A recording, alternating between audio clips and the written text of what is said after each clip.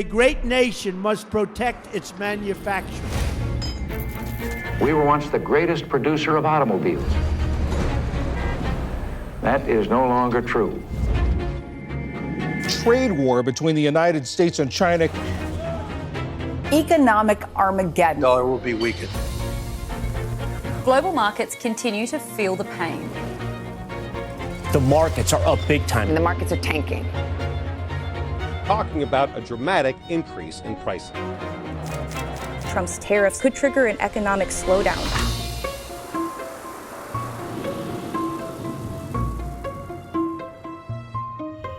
Once upon a time, the U.S. was the king of manufacturing. But we don't make things like we used to, and a lot of people think that's a big problem. So the goal is to rebuild the manufacturing sector in America. They let our factories leave. They let our people lose their jobs. The White House says it wants to tip the scales back in America's favor. But how? Trump seems to think tariffs. How's that working out? We're watching another 1,300-point drop. There is fear and loathing across the markets here. Could these new policies actually pay off? How steep of a price are we willing to pay? What would it really take to usher in a new era of American manufacturing? After World War II, America became the world's manufacturing champion. Soon after, other areas of the U.S. economy began growing faster than manufacturing. But the total number of jobs in U.S. factories hit its peak in 1979. Let me take you back. It's 1979. Apocalypse Now is in theaters. McDonald's is rolling out something called the Happy Meal. And disco is lighting up the dance floors. And almost 20 million Americans are working in manufacturing, making the U.S. #1 in cars, electronics, aerospace, and chemical production. You could find Made in the USA stamped on everything from blue jeans to pinball machines. Then, the decline. We once produced about 40% of the world's steel. We now produce 19%. Over the following decades, the story changed. You could find shuttered plants and abandoned factory towns across the country. And soon the story of American industrial might was tarnished by decline. Now, we have 1/3 fewer manufacturing jobs than we did 40 years ago, with less than 13 million of those positions remaining in 2025. What happened? We've been losing manufacturing jobs for decades as a consequence of the process of technological change in manufacturing, which made it easier to mechanize production, in which case we weren't losing manufacturing, we were losing manufacturing workers as we switched to replacing people with machines. And globalization of production had very negative impacts on manufacturing employment in the United States. It was painful and noticeable because it happened so fast. A global economy meant raw materials could come from one country, refined in a second, made into parts in a third, assembled into a product in a fourth, and then sold around the world, which meant manufacturing the stuff we consume, in whole or part, could happen overseas, where labor is cheaper. And that meant cheaper goods for Americans, who, in large part, shifted to higher skilled service sector jobs. And as time went on, tech and the digital economy. Don't get me wrong, America never stopped making stuff. Relatively speaking, the Stars and Stripes makes a lot less than it used to, sure. But still, it manufactures more than any other country. Except one. China. China is by far the world's heavyweight champion. It surpassed the United States in 2010 and today exports more than $3.5 trillion in manufactured goods. China so thoroughly dominates sectors like steel, textiles, and auto production that the country now accounts for more than 30% of all global manufacturing. I have nothing against China. I just hate that their leaders are so much smarter than our leaders. Now, where were these made? These were made, I don't know where they were made, but they were made someplace. But they're great. It's ties, shirts, cufflinks, everything sold at Macy's, and they're doing great. #1 selling tie anywhere in the world. Ties? Where are the ties they made? Have to work These are too. Beautiful ties. They are great ties. The ties are made in where? China? Ties are made in China.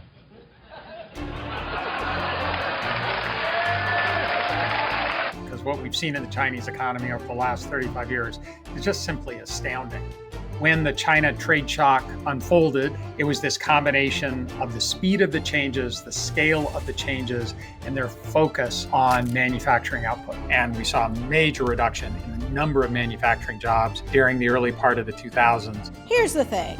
If someone's making the most stuff, someone's buying the most stuff. Turns out that's the USA. The US currently buys more than 3 times as many goods from China than China buys from the US. And on one hand, hey, no big deal. We need things and they sell them to us. But to critics of the relationship, this imbalance looks like a sign of American decline, a warning about the country's ability to make both its own stuff and its own destiny. And to some, that seems, well, So unfair. Very unfair. Very unfair. Very unfair. Thank you very much. do you think that we need to bring manufacturing back to the US?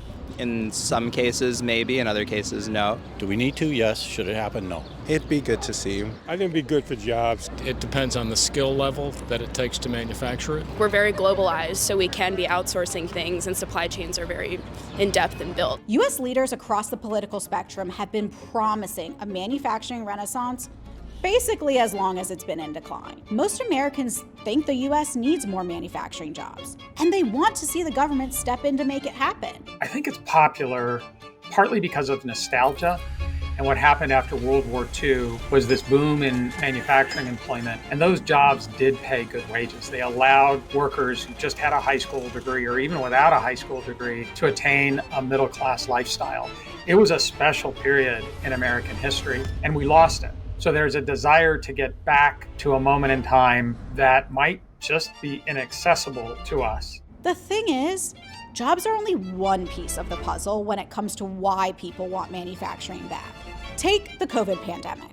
Disruptions to global supply chains left us with shortages of critical goods. Dozens of drugs deemed critical for fighting the coronavirus are in short supply. Shipping delays and empty store shelves. With supply chain issues, Christmas gift shortages are a possibility. The pandemic taught us that we are not very resilient as a nation within a global economy because of the incredible interdependence that had developed over the previous couple of decades. It makes sense that we'd want to make enough stuff not to be desperate when crisis hits.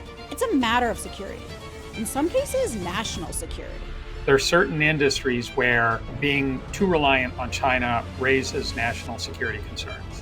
When it comes to semiconductors, which are core to so much of the modern economy, but also core to our military technology, means that we would want to think hard about making sure we had access to alternative sources of supply. There are some things we just don't want to be dependent on others for. In early April, President Trump announced a sweeping slate of new tariffs and trade policies. Aggressively taxing imports from 180 countries, the plan also slaps tariffs on specific goods like steel, aluminum, and auto parts. The president claims tariffs will result in a manufacturing jobs boom, with factories, quote, roaring back into our country. Going to be a manufacturing powerhouse. Donald Trump, as president, has kind of said two things which aren't entirely consistent with each other. One is that he wants to use tariffs on imports and on manufactured goods in particular as a bargaining chip to renegotiate trade deals with a whole bunch of countries. But the other thing that the president has said and advisors around him have said is that, no, we really want high permanent barriers on imports from the rest of the world such that we're doing a lot of that manufacturing here. That would create an enormous amount of disruption because of how intricate those supply chains have become. Reshaping the U.S. economy is easier said than done. Blanket tariffs could slow down American companies that rely on raw materials or parts that just can't be produced here. Shifting long-running supply chains, moving overseas operations to the U.S., building new factories, these things don't just happen overnight.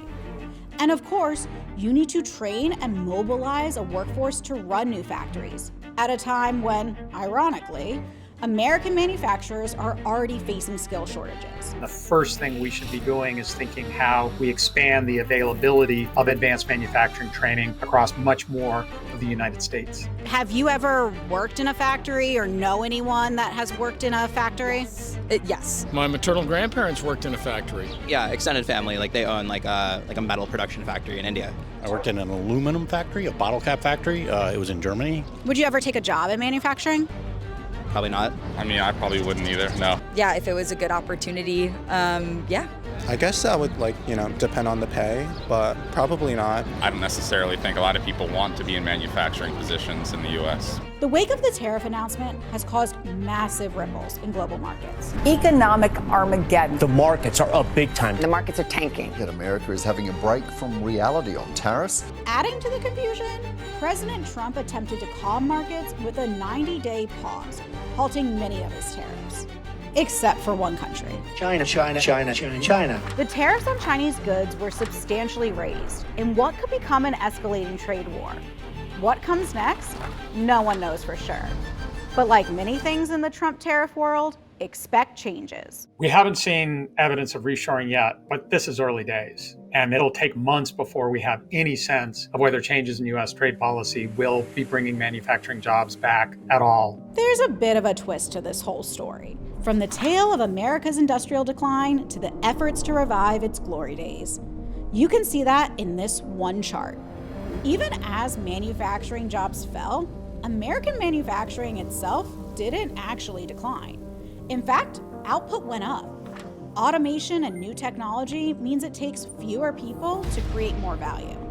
AI integration into the manufacturing process is already a multi-billion-dollar business and growing. I think we need to be honest with ourselves in that most good jobs won't be created in manufacturing. Manufacturing is just too small a part of the U.S. economy today, only 9% of total employment. So if we want to create good jobs for lower wage workers, what does that mean? That means thinking hard about services, thinking about healthcare, thinking about all the different parts of IT that you could play a role in without a BA degree. Thinking about keeping commercial truck driving a viable option, and then the construction trades, which provide lots of high-paying employment. So creating good jobs should start in those sectors and not in manufacturing.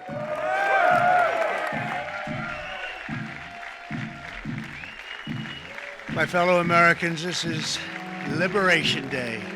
Waiting for a long time. Since the announcement, Trump's tariffs have continued to cause confusion, pausing tariffs and floating plans for new ones on a rolling basis. The president and his supporters insist there's a method. But until the dust settles, it's hard to know exactly what incentives American manufacturers and workers will actually be left with. Do you think Trump's trade and economic policies will help bring manufacturing back? No, absolutely not. I think it will in some cases, but I don't think it's going to be like the best outcome for everyone. I think Donald Trump's trade plans will tank the economy. If they stay steady, but since they're kind of all over the place, I don't really see how that would be possible. Honestly, I don't really think so. And make things generally worse. I guess we'll see how it plays out. It's not credible for the U.S. to take over manufacturing production for the entire U.S. economy. And if we say we're going to do that, the markets aren't going to believe us, and we're going to see the sort of the volatility and destructive impacts on the U.S. and the global financial system that we've begun to see over the past couple of weeks. But there's still broad support and a host of other reasons for bringing back at least some American production. And it's likely we'll continue seeing leaders from both sides of the aisle pursue policies that promise to do just that. So if we take at face value that, yes, there's certain types of manufacturing we want to bring back, we should then sit down with our trading partners, negotiate a set of trade agreements that people are going to abide by, enact them, have them passed by Congress, announced to the world so that we know what we're doing, why we're doing it, and there's sufficient consensus that it'll stay in place. That would create certainty to the process that's been missing to date, and that certainty would reduce market volatility and give business the confidence to invest. What seems clear from multiple experts is if we're going to have a new era of making things in America, the first thing we have to manufacture is some stability. After all, Creating something enduring and sturdy means building it on solid ground.